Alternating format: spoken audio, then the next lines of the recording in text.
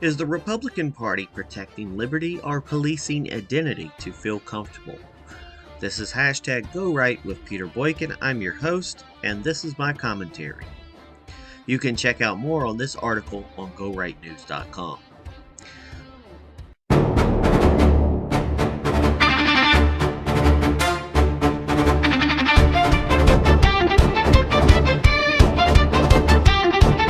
This isn't left. This isn't right. This is liberty under a spotlight. Welcome to the place where questions stay loud, where truth matters more than fitting the crowd. Constitution first, no scripts to read. No gatekeepers, no loyalty test.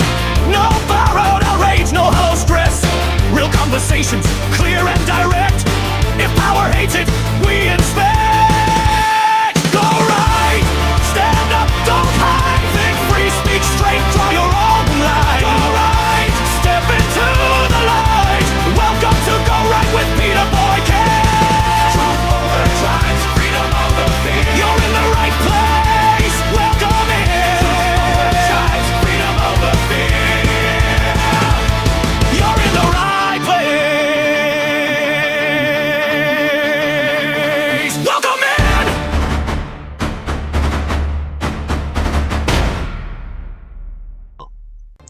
A constitutional republic does not survive by demanding silence from those who expose its contradictions. It survives when citizens are willing to challenge their own side before power hardens into habit and habit hardens into authority. What we're witnessing inside the Republican Party right now is not a fight between conservatives and liberals. It is a struggle between constitutional principles and institutional comfort, between liberty as a boundary on government and tradition being repurposed as a tool of enforcement. Part of this conflict comes from a growing confusion over what, quote, conservative even means. For some, conservatism has become a matter of religion. For others, it has managed and merged into an identity defined by being, quote, anti-woke, which too often collapses into being reflexively anti-gay rather than constitutionally grounded. These views are usually sincerely held, but sincerely does not automatically make them compatible with constitutional limits. For people like me, whose versions of conservatism can feel less like philosophy and more like a warning label. And my conservatism is different.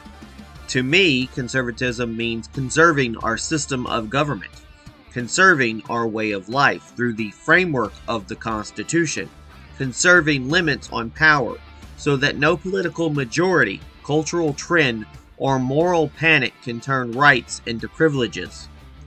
This is why I reject the idea that being openly gay, unapologetically visible, and outspoken about equal protection somehow places me outside the conservative movement. The Constitution does not require me to shrink myself to fit a political coalition. It requires the government to restrain itself from choosing winners and losers under the law. I also reject the framing that says my identity should not, quote, matter to be accepted. That argument sounds reasonable until you follow it to its logical conclusion. If identity truly does not matter, then it should never be used as justification for denying civil rights, redefining marriage through the state, or carving exceptions into constitutional guarantees. Some Republicans say, quote, I am an American first. Well, so am I. That is precisely why I will not accept a government that treats some Americans as provincial. Conservatism was never meant to be a permission structure. It was meant to be a limit on how far the state can go into our lives, our families, our contracts, and our choices. And when a party platform begins to sound like a moral licensing board instead of a constitutional restraint, something fundamental has gone wrong. This is not about rejecting family values. Strong families exist across the country in many forms.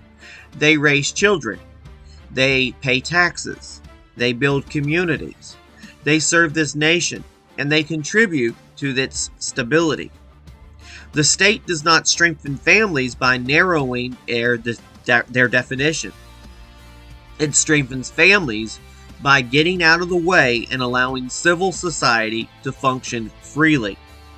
And when organizations inside the party decide they get to determine who is, quote, acceptable, who is, quote, too loud, or who must be sidelined for refusing to conform, that is not unity. That is controlled opposition wearing a friendly label. I will work with anyone acting in good faith to expand liberty. I will oppose anyone, regardless of party, who treats constitutional rights as conditional. Because if we only defend liberty when it is comfortable, then we do not believe in liberty at all. That is the conservatism I stand for. Not religious rule, not ideological purges, and not culture war loyalty tests. A conservatism that conserves the Constitution itself. Thank you for tuning in to #GoRight with myself, Peter Boykin. Check out more at gorightnews.com.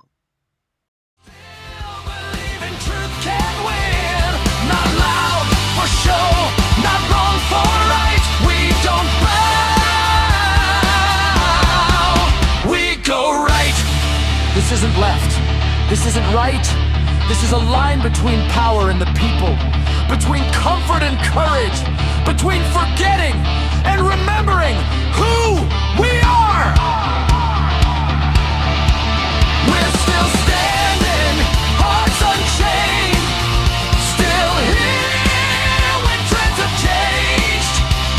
No crown, no coat, no perfect sign, just flawed men choosing liberty over the right. Still standing calm but unafraid, still calling out the masquerade.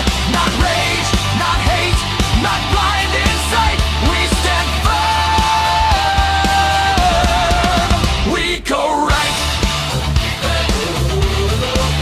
When the noise fades, when history writes, they'll remember who stood upright.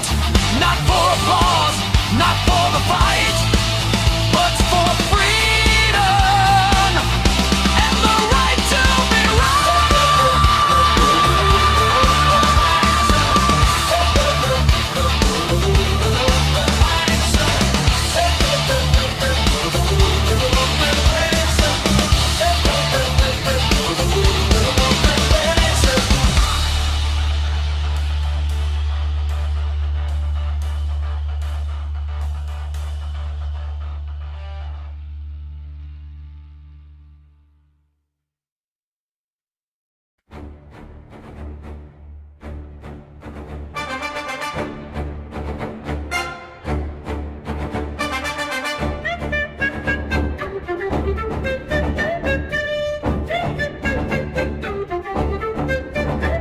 There's a lie we keep telling ourselves at night, that the threat wears blue and not red or white. We point at the noise, blame the other side, while locking our doors from the inside.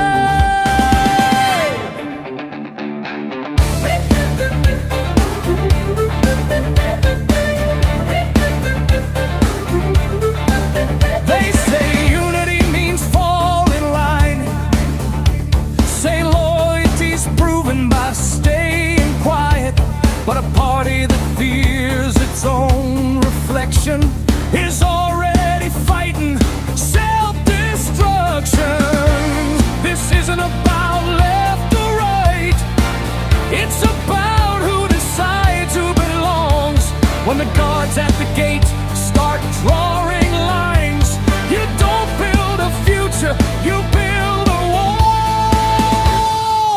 Are we strong enough to survive the gatekeepers, or will we shrink just to feel secure?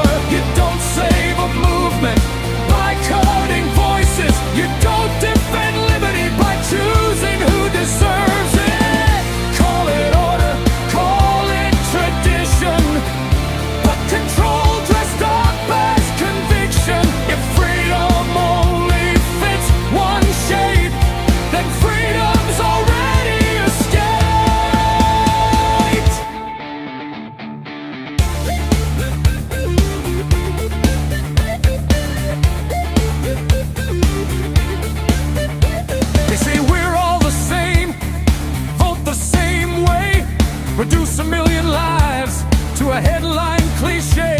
But numbers don't lie, and silence won't hide that Americans don't check identity at the ballot line. Some of us chose country before cult, chose the Constitution when both sides default.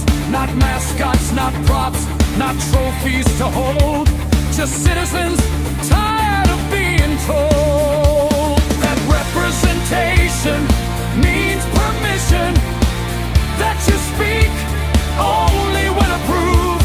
But rights don't come from organizations, and truth doesn't need their rules. Are we strong enough to survive the gatekeepers who claim the banner but narrow the door?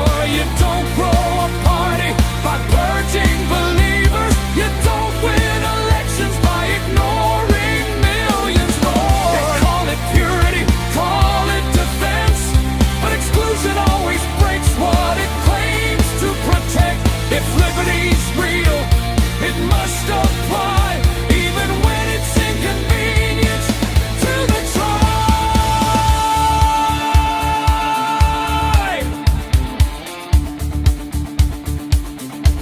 This is a constitutional republic, not a clubhouse, not a blacklist, not a loyalty test. Civil law is not doctrine. Government is not God. And when the state starts choosing which families count, liberty is already on trial. You can fight for values without handing power to the state. You can love your principles without erasing your neighbor's rights. That's not rebellion, that's restraint.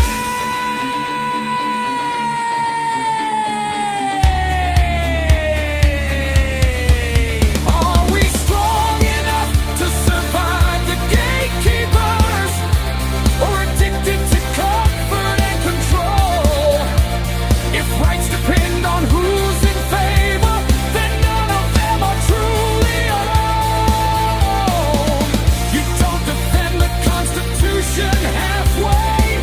You don't protect freedom by fear. The party that learns to hear dissent is the party that outlives the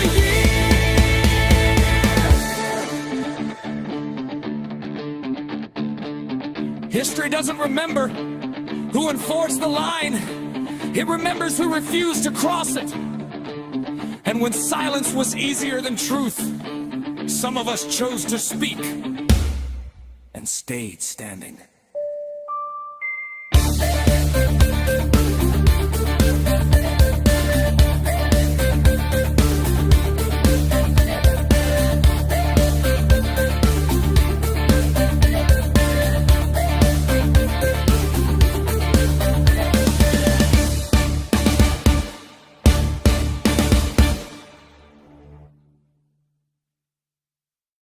Remember, we fight for what's right because it's time to go right.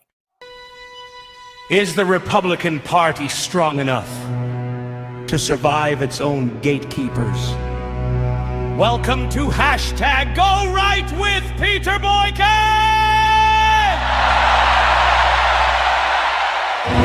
This is where we talk honestly about conservatism, constitutional limits, and the uncomfortable conversations that parties avoid when they stop listening.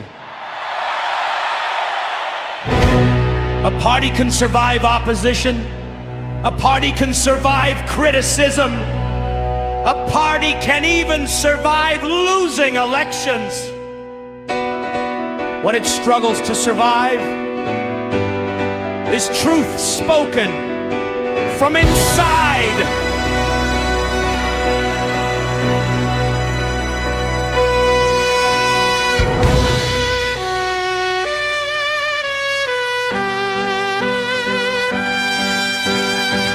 Peter Peter Boykin leads one of the largest national networks of gay conservatives, moderates, independents, and Trump supporters in the country that operates independently of log cabin Republicans.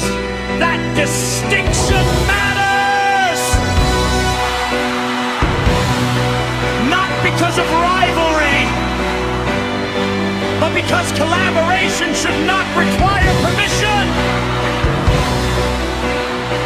What many of us encounter instead is quiet exclusion. And he is not alone. Figures like Brandon Straka, Scott Pressler, others who expanded conservative reach beyond its comfort zones. Their success should have been multiplied. Instead, it was often minimized. That does not protect a movement. It limits it!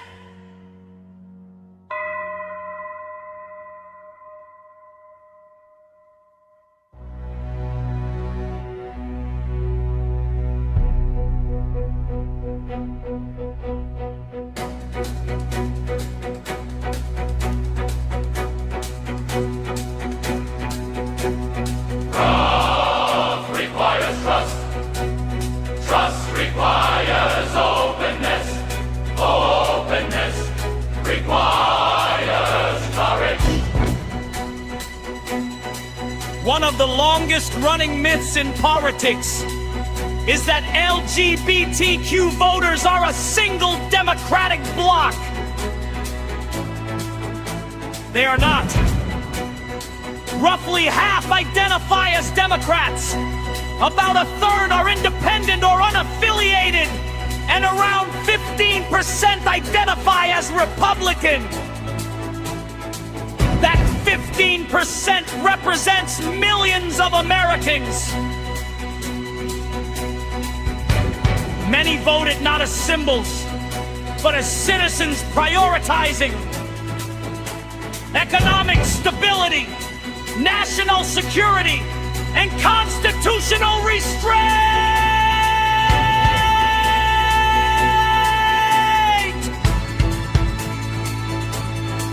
They did not vote because the party was flawless. They voted because they wanted a government with limits. Log cabin Republicans serve a purpose. Their presence matters. But representation is not ownership. When any organization becomes a gatekeeper for identity instead of a bridge for ideas, the movement stops expanding! Constitutional rights are not party property. Civil marriage is a state function. Religious marriage is a matter of faith. Limited government means the state does not decide which families qualify for equal protection. You can support families without owing the state to exclude.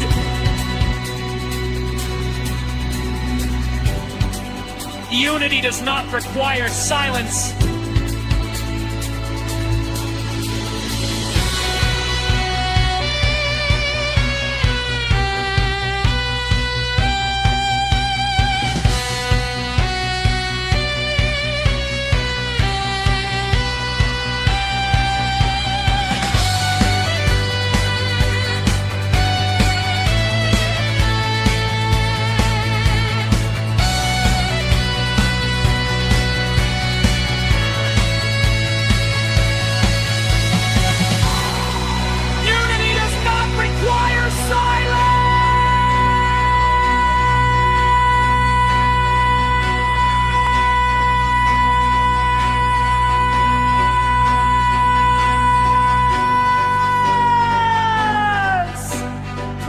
Does not require uniformity. Liberty requires consistency. If the Republican Party wants to grow, It must stop confusing loyalty with quiet compliance and values with control. A constitutional republic survives when rights are defended consistently, or they eventually fail altogether. For more context, analysis, and the full